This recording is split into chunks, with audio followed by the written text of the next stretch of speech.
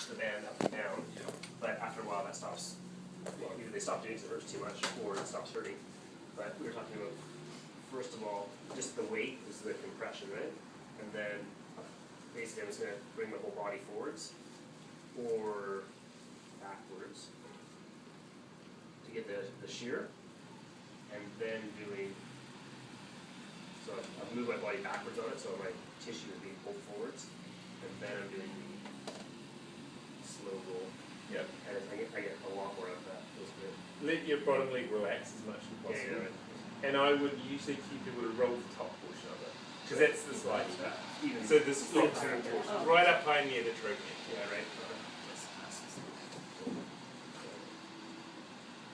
Yeah. There's a huge stretch there from that body. So the thing that I like about those rollers, and Adam can tell you more about this, is it's more possible to create shear with them. They're not short on compression. Okay, so you sometimes need to prop people up, right? Or cue them to take the weight off with their elbow a little bit, or get them on the wall. Right? So they might be doing this kind of thing, where they're leaning on the wall. They're leaning on the wall and then going into a little bit of shear and doing that. Okay, if they're really tender. Right? This leg's relaxing and this leg's kind of pushing into the wall. But make sure there's that shear there. Right?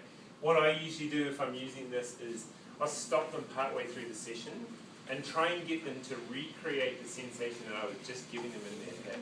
Right? And even spend a few minutes cueing them and getting that shear, and they'll either go, oh yeah, where can I get one of those things? Or they'll go, and if they don't get it, then sometimes they're not going to get it. But do it right after you've done one of those, non-dangerous, novel, precise facial inputs.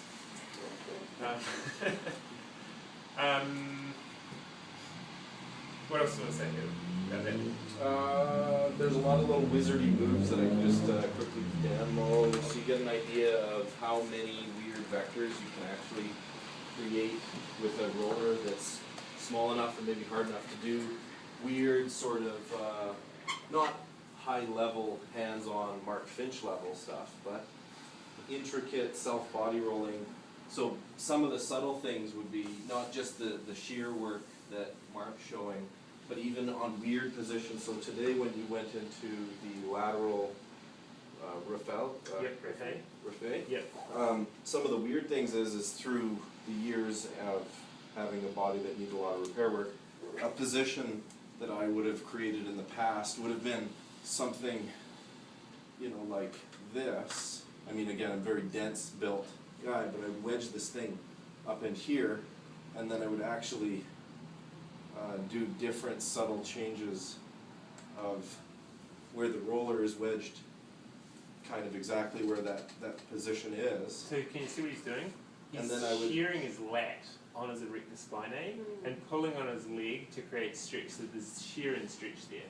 So I would do this at times, for sure. But he's got the history of high load, right? Lots of people, that doesn't look comfortable to me.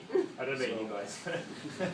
Something like this, and then maybe even doing some different, experimental movement. And being a bobsled athlete, that's probably, he's in a lot of deep hip flexion with a lot of high load going through it. So it makes sense from that point of view. Stuff like that. And then other little subtleties would be, even when we're talking about the adductors, this is a huge thing for, again, something I've noticed with people as well, this guy. Oh yeah, this is Yeah. So this little guy fits in deep enough that you can, if you get a coffee table or something like this, then you can get into positions where it's almost impossible unless you have a therapist, or this wedge like this, where you can actually get into Magnus, and that, for me, the intermuscular septum in between Magnus and the hamstrings, that's a very crippling thing to have stuck. So it'd be positions like this, and then there. So in that position, now if we add even more of the shear concepts like this, you can really, really, really feel that. I mean, it's, and again, this was years and years ago where I'd be doing this, and now there's a word to it, as opposed to just a story. Yeah, a scientific method, right? So those would be some cool little subtle things that are very unique. And then the subtlety with the actual roller is the grip property to it is why you can do those things, but it doesn't break down. So I think that's where it really is different. It's hard enough, but the foam's durable enough that you could do like a couple of years of work, and you have a dependable therapist. So you basically suddenly have a relationship with this little guy. And you know, for my body and the amount of times it's been ripped in half and shredded and so on, without this, like I originally was rehabilitated from Joe Valley in Calgary, a Ralpher there, and another gentleman who was a Ralpher style soft tissue worker with the skin. Very vicious though, compared to the nice stuff we're doing, so lots of letter openers and lots of you know, giant bruising and all that stuff, and the chopping. But once I went through that, that's what this is sort of trying to prevent, is that whole year $25,000 thing. One more thing with TFL, let me show you what Sure. is that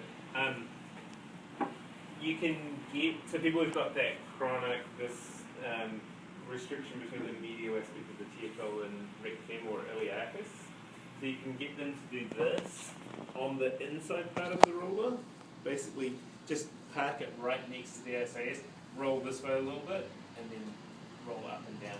So the shear is basically that. And then you roll it. People who need that love that. So essentially you just parking the roller right on the ASAs. What I usually say to people is don't go more medial than the ASAs, so then they're not in the inguinal, in the femoral triangle, just below there, and then a little bit of shear and then roll it down on that. So it's very safe, but they're getting that roll in.